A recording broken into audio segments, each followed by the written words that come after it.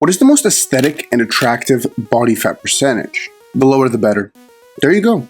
That's the video. The lower the better. Look, if you clicked on one of my videos expecting me to cope and say 15% is the ideal, being too lean is unhealthy and unsustainable. Women don't even prefer guys that are that lean. Then yeah, wrong channel, brother. You can go cope somewhere else. Listen, today we're going to do a full breakdown of body fat percentage and how it plays into aesthetics. We'll start by breaking down all the ranges of body fat percentages with real visual examples. Then we'll break down what the most aesthetic percentage is. Is it the dad bod? Is it the ideal 15%? Or is it shredded and sub 12%? On top of answering that question, we'll also break down the benefits and downsides of each percentage. And at the end, I'll give you the exact practical steps you need to implement if you want to get leaner and more aesthetic. As first, let's break down all the ranges of body fat percentages, and we'll start with over 20%. And listen, I'm not going to spend any time here really. If you're over 20%, the highest leverage thing you can do is simply lose the weight. No conversation about attraction or aesthetics,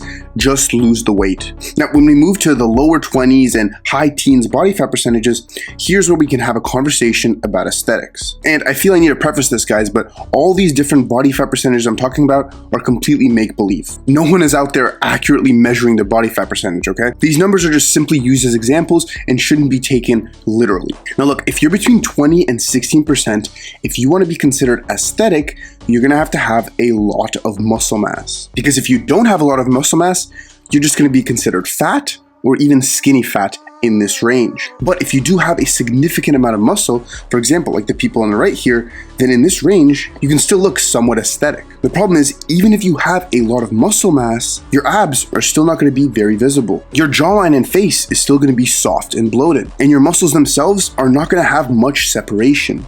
Now, what if we go from those high teens to the low teens and talk about 16 to 12% body fat? Here is when we can seriously be talking about aesthetic. Your waist gets smaller and tighter. Your abs start to become more visible. And if you have muscle in this range, then you'll actually start seeing real muscle separation. And lastly, guys, in this range, that's when you're going to start to see your facial aesthetics get better as well. This is a very good range to be in. And if you combine this with a good amount of muscle, you're going to start looking incredible and be in that top percentile at your gym. This is also the range that most people would consider the ideal. But is it really the ideal? Because here's the question. What happens when you get below 12% body fat? Look, the exact same transformation happens, just in a more emphasized fashion. It's these same factors. Your waist gets tighter, your abs get more visible, your muscles start to be more separated. And this is where your facial aesthetics start looking model-like. And listen, I know what a lot of you guys are thinking right now. Isn't this range impossible as a natural? Isn't it unsustainable and unhealthy?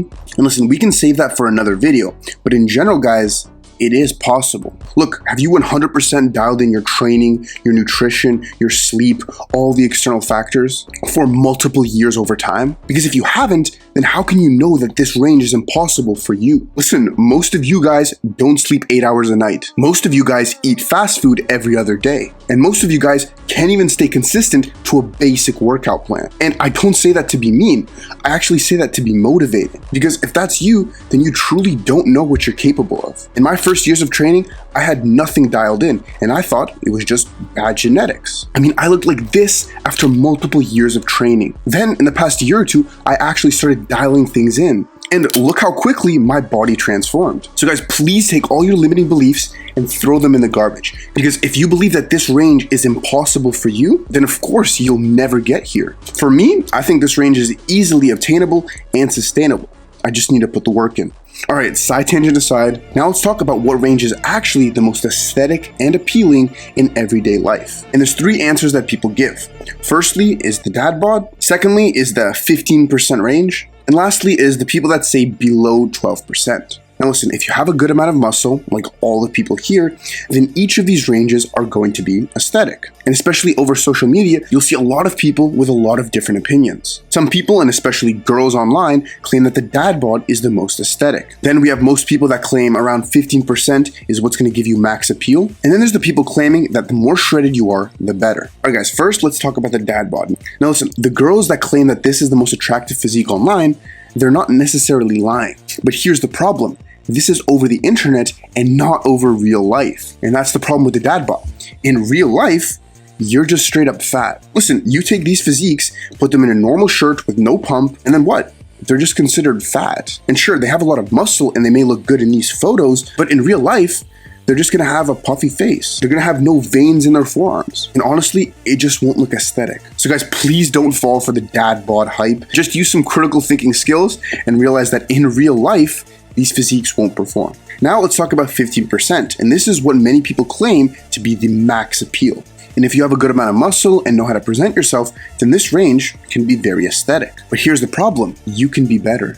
Like if you're at 15%, you're probably gonna look better at 12. Take the top physique, for example. If he got leaner, he'd have more visible abs, more veins in his arms, and more muscle separation. And take the physique at the bottom for another example. If he got leaner, his muscles would be more defined, and even his face and jawline would look leaner and more aesthetic. And again, nothing to take away from their current physiques, but if they got leaner, would they not look better? Lastly, guys, we have the below 12% range, and this is what many people claim is too lean. And there's an absolutely huge problem with this range, especially in real life. The problem is, you'll mog too hard. In real life, there's no one you see that's truly below 12% body fat with a good amount of muscle. So if you get down to this range, you're truly gonna be an anomaly. And look, jokes aside, obviously there are some downsides to having a physique like this. You may have lower energy, lower performance in the gym, and you may just have to put so much work in, tracking your food, tracking your training, that it might not be worth it. But I'll tell you this, what's the most aesthetic and attractive range?